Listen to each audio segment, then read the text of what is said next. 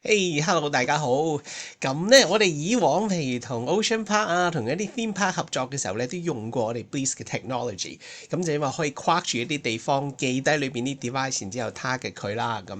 咁嗰個已經係2024年嘅事啦。而家2025年年有新嘢噶嘛。咁今年咧，我哋亦都有啲新嘢出現。咁呢個新嘢嘅好處咧，就係話唔單止用咗我哋 Breeze 嘅location data，知道啲人啲手機咁啊去邊度走嚟走去啊，咁啊好似 Uber 咁樣知道晒啲人嘅行蹤之餘咧，我哋可以加埋香港政府嘅 census data 落去，咁變咗咧就會出現相得益彰啦咁樣。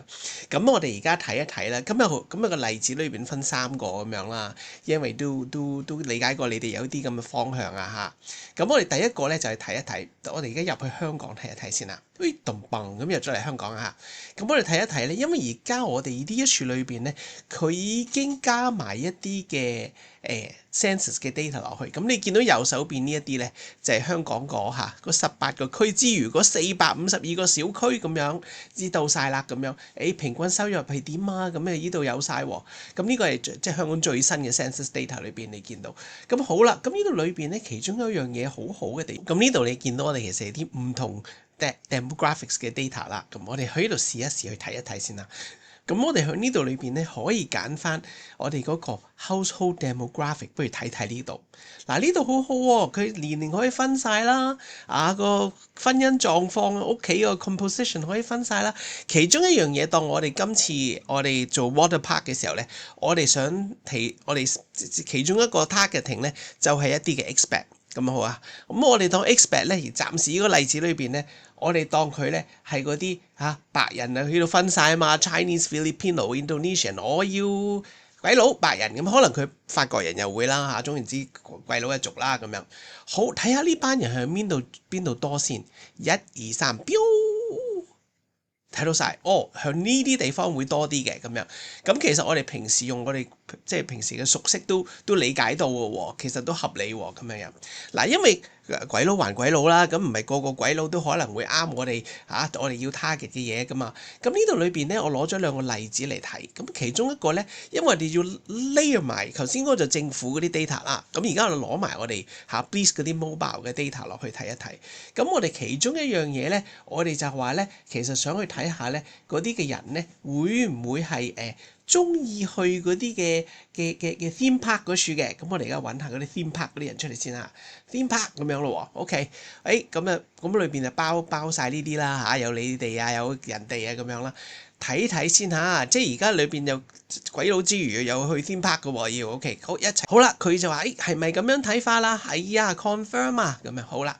睇到原來係呢啲地方聚晒呢班人喎，咁樣樣。嗱，咁呢度有個好處嘅，因為有陣時候我哋啲 budget 唔係話無限噶嘛，咁喺有限嘅空間裏邊咧，我哋就可以好精準 target 到要嗰班人啦。好嗱，因為 for demonstration 啦，咁去 theme park 都好開心啦。但係我哋嗰個係水上樂園嚟嘅喎，咁我想睇下如果比較下嗰啲中意去海灘啊玩水啊嗰班會唔會又得咧咁樣？嗱，不如又試下先。嗱，theme park 還 theme park 啦，我想比較一下可以 compare 嘅喎。咁今次 compare 啲乜東啊？咁我今次咧就有要去海灘 beaches 咁樣，OK 揀咗啦。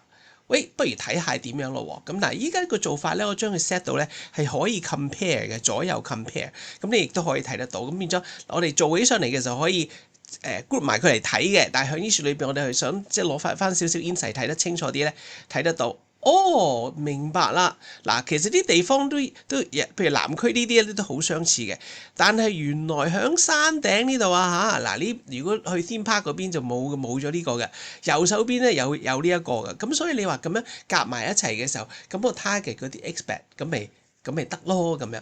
其實係嘅喎，仲要喎。咁你而家睇一睇喎啲鬼佬之中啦如果你睇嗰啲人嘅數量似乎咧去呢個海灘嗰班咧，嗰啲人嗰啲收入咧高啲嘅喎，有47,500嘅喎，淨係去 theme park 嗰班有36,200 OK， 咁變咗喺呢度裏邊，你將兩件事夾埋咧，睇到嘅嘢就好精彩啦咁樣。嗱好，咁我哋呢個咧，我哋第一個啦就睇鬼佬啦咁我哋另外一個咧，我哋想咧，我而家 remove 翻啲 audience 先remove 晒佢，remove 晒佢。咁咧第二個咧，我哋想睇呢個地方咧，就係話之前咪講過話又揾一啲嘅學生嘅係咪？咁我哋喺呢度裏邊咧，我哋就去揾下呢度有冇揾到學生呢樣嘢咧？咁樣咧，你去睇翻咧。所謂學生係點定義啊？咁樣佢呢度裏邊咧，就要睇翻啦，係喺嗰啲咧嘅大學嘅 campus 嗰度啦，咁可以揾得到啦。咁我哋又睇一睇出嚟嗰個數字先。呢度明白晒啦。咁呢度裏邊我哋睇得到咧，啲學生嘅位咧係聚焦咗喺呢啲地方裏邊嘅。嗱，越深色呢，你見到咧，越深色嗰啲咧，其實就越多嘅揾到呢樣嘢機會嘅人。咁所以嗱，我哋攞到呢個 insight 之後個好處咧，就係話其實呢隻 audience 嘅 insight 咧，呢隻雞咧可以做好多味嘅。例如我哋可以放 digital 嘅世界點樣用咧，咁啊更加好咧，因為 mobile 跟住人走，咁嗰個成個地理位置更加啱用啦。另外一個嘅就係話，原來呢啲區多嗰啲人啊，咁我哋如果 target 佢屋企而家啲電視咧，咪 connect 咗嗰啲 WiFi，咁裏邊亦都可以去放片嘅，放 TVC 嘅。咁唔係全港嘅人 TVC 都睇到嘅，TVC 都唔平啊嘛。咁我哋就係淨係呢啲位可以播呢一啲，咁咪好中咯。咁或者係如果你講到一啲 out of home 牌嘅時候，我哋譬如而家講呢個位咁樣啦嚇，我哋手指指住呢個位，原來有牌嘅，仲要唔貴嘅添嘅，但係咁啱佢啱我哋班 audience 喎。咁我哋咁樣去用同一個 insight 去擺落啲唔同嘅 media 度，出到嚟個效果就非常之完美。咁所以我哋想睇一睇咧，今次我哋點樣可以幫到你用呢個2025年呢個新嘅一套嘢咧，去同你哋去做一個靚嘅 campaign。好，唔該晒。